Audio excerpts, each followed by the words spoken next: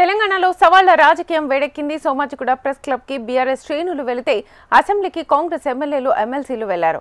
రైతులకు ఎవరు ఏం చేశారో ప్రెస్ క్లబ్ లో చర్చిద్దామని బీఆర్ఎస్ విసిరిన సవాల్ను అసెంబ్లీలో చర్చిద్దామని కాంగ్రెస్ నేతలు స్వీకరించారు. ప్రతిపక్ష నాయకుడు వస్తే అసెంబ్లీలో చర్చిస్తామని కాంగ్రెస్ కౌంటర్ అటాక్ కి దిగింది.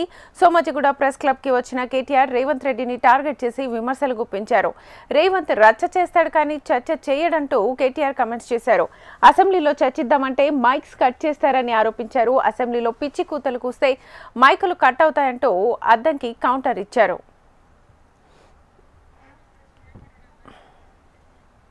ఇదే అంశానికి సంబంధించి ఫుల్ డీటెయిల్స్ మా ప్రతినిధి ప్రేమ్ అడిగి తెలుసుకుందాం. ప్రేమ్,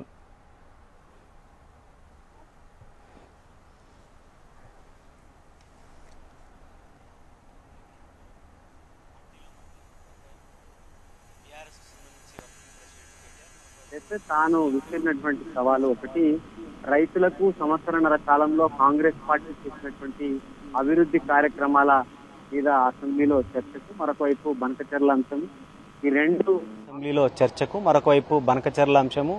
ఈ రెండు అంశాలపై కూడా అసెంబ్లీలో చర్చకు మేము సిద్ధమంటూ సీఎం రేవంత్ రెడ్డి చెప్పడం, మరొకవైపు అటు చర్చలో ప్రతిపక్ష నాయకుడితో పాటు ప్రతిపక్ష పార్టీలకు సంబంధించినటువంటి నేతలు అసెంబ్లీలో చర్చకు ఓకే, లేకపోతే ప్రతిపక్ష నాయకులే బనకచెర్లకు సంబంధించినటువంటి అంశంపై చర్చకు వస్తే మేము చర్చిస్తామని చెప్పేసి కూడా రేవంత్ రెడ్డి చెప్పగానే ఈరోజు కొద్దిసేపటి క్రితం అయితే అటు బీఆర్ఎస్ వర్కింగ్ ప్రెసిడెంట్ మాజీ మంత్రి కేటీఆర్ సోమాజిగూడ ప్రెస్ క్లబ్లో అటు సీఎం రేవంత్ రెడ్డికి ఒక చైరు, ఇటు ప్రతిపక్ష నాయకుని హోదాలో వర్కింగ్ ప్రెసిడెంట్గా కేటీఆర్ తాను చర్చకు వచ్చాను, మీరు చర్చకు రాకుండా ఢిల్లీకి పారిపోయారంటూ కూడా కేటీఆర్ చేసినటువంటి విమర్శలకు ఘాటుగా కాంగ్రెస్ పార్టీకి సంబంధించినటువంటి ఎమ్మెల్యేలు ఎమ్మెల్సీలు విమర్శించినటువంటి పరిస్థితులు కొద్దిసేపటి క్రితం మనం సిఎల్పి మీడియా హాల్లో కూడా చూసాం. ముఖ్యంగా కాంగ్రెస్ పార్టీకి సంబంధించినటువంటి నేతలంతా కూడా చర్చకు ఏదైతే సంవత్సరన్నర కాలంలో రైతులకు చేసినటువంటి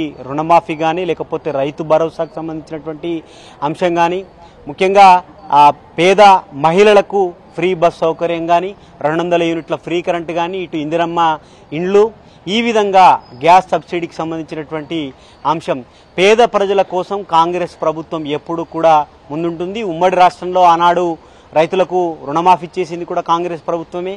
ఇప్పటికిప్పుడు కాంగ్రెస్ ప్రభుత్వం ఏర్పడ్డ సంవత్సరన్నర కాలంలోనే 8 లక్షల కోట్ల అప్పున్న ఒకవైపు రైతు భరోసా, మరొకవైపు రైతు రుణమాఫీ చేసినటువంటి ఏకైక ప్రభుత్వం కాంగ్రెస్ ప్రభుత్వం.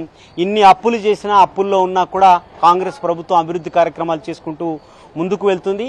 కావాలని చెప్పి కాంగ్రెస్ ప్రభుత్వంపై బీఆర్ఎస్ చేస్తున్నటువంటి విమర్శలు చేస్తుందని చెప్పేసి కూడా మరొకవైపు తాను విమర్శించినటువంటి పరిస్థితి కనబడుతుంటే, ఇంకొకటి ప్రధానంగా ఎమ్మెల్యేలు ఎమ్మెల్సీలు కూడా స్థాయి అని మాట్లాడేటువంటి కేటీఆర్ రేవంత్ రెడ్డి స్థాయికి కేసీఆర్ కానీ, కేసీఆర్ కుటుంబం సరిపోదు.